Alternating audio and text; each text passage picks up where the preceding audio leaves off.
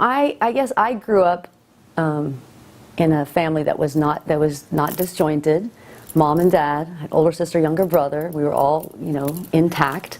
Went to good schools. Were comfortable in life. But I was always missing something in my life, and that was love.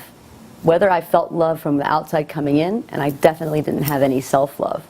So I think that drove me a lot of ways. I questioned and I wondered and why, asked God, why, because I always felt a little left out in my family. I always felt like my brother and my sister were one way and I was completely different. I used to say maybe I was adopted when I was growing up, but I looked too much like my dad, so.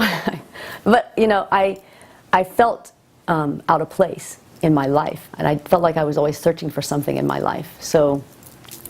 And those searches brought me, actually, I went to school in high school in Tennessee, and then I went to school at Dartmouth College up in New Hampshire.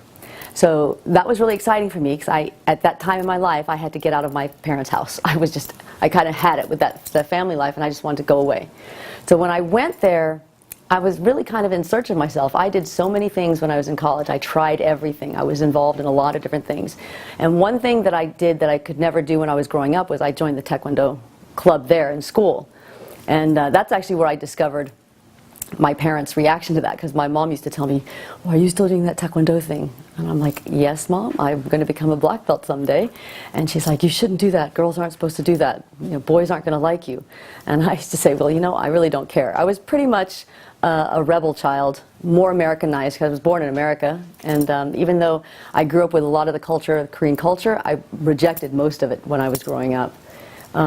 So I went to college, and then I had some experiences, and then I actually came out to California, and I started as an elementary school teacher, teaching in South San Jose.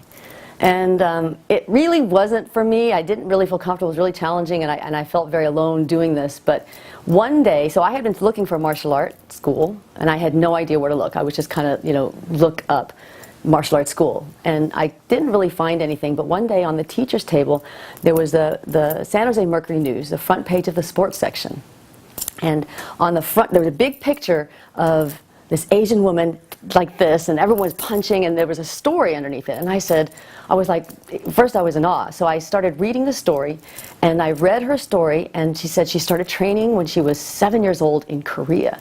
And I said to myself, "Oh my God, how could she do this in Korea?" I had so much trouble with my mom in America, and I'm so Americanized that to me it was impossible for someone to be a girl to train like this in Korea when they were 7. And so I said, well, I have to meet this person. But I had no idea where the city was. It was Milpitas, and I was pretty new to California, so I researched it and found out it was really close to where I was living and where I was working. So I decided to visit the school. Very different from any other school I'd ever been to. People were friendly. I could just feel a different vibe when I walked in. And 1 week later, after I visited the school, I tried out the class, and then I've been here. I was there ever since 1991. July 2nd, 1991 was my first class. So it was just different. I mean, I had trained in martial arts where the men, the guys, were so brute, like, who were like Teenage Mutant Ninja Turtles, and like very aggressive, and that really wasn't for me. So I was looking for something that was different, and that had the more spiritual aspect to it, even though I didn't really know what that meant at the time.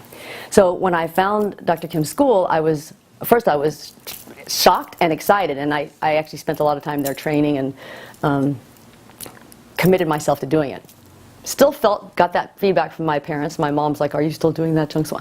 I said, "Mom, I'm going to get a black belt, so you can stop bugging me about this." And really, a lot of what I've learned from my life is that, from my training, and as I went through my life, when I look back, I didn't feel any love from anyone else, from my family, but I didn't love myself, and I think that was key. So one of the key teachings that I've gotten from Dr. Kim's book and from her classes is that you have to learn to love yourself.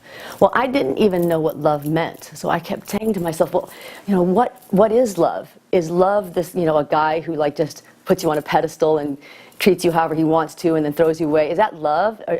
And so in search of it, I got into some bad experiences because I was always in search of love outside of myself. So Dr. Kim really showed me how to turn that and stop trying to look for love outside of myself, but look inside for love.